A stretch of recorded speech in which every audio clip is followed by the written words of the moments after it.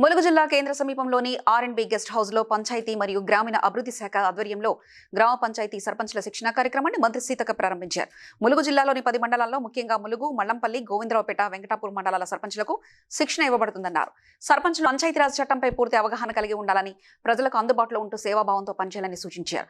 కేంద్ర ప్రభుత్వం ఇచ్చిన 15వ ఆర్థిక సంఘ నిధులతో 500 కోట్లను గ్రామీణ అభివృద్ధికి వేగంగా వినియోగించాలని మంత్రి సీతక్క సూచించారు.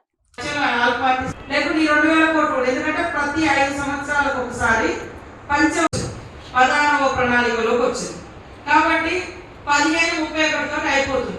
ఆ 31వ తారీఖు లోపు మన జిల్లాలో ఖర్చు పెట్టలేదు, మన రాష్ట్రంలో ఖర్చు పెట్టలేదు. కాబట్టి ఎందుకు పెట్టలేదు? మనకు బాడీ లేదు, గవర్నింగ్ బాడీ లేదు, సర్పంచ్ లేదు, గ్రామ సభలు లేవు. కాబట్టి ఇయ్యమని చెప్పారు.